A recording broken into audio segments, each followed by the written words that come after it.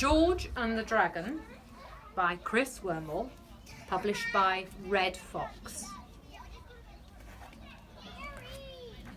And as you can see, there's a picture of a castle at the front.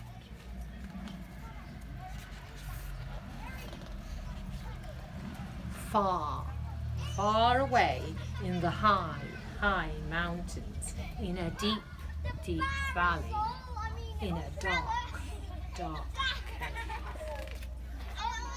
there lived a mighty dragon. He could fly higher than the clouds and faster than all the birds. He could burn down a forest with a blast of his fiery breath.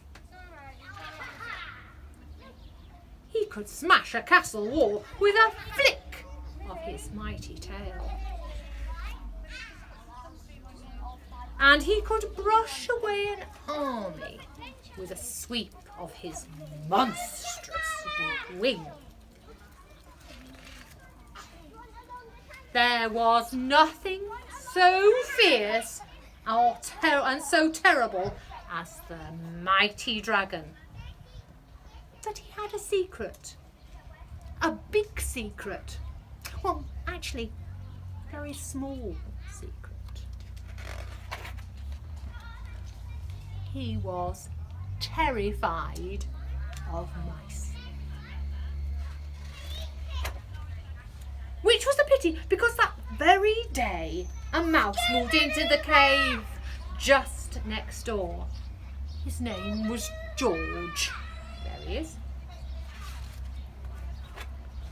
Now George didn't much care for the cave next door. It was cold and dark and drafty.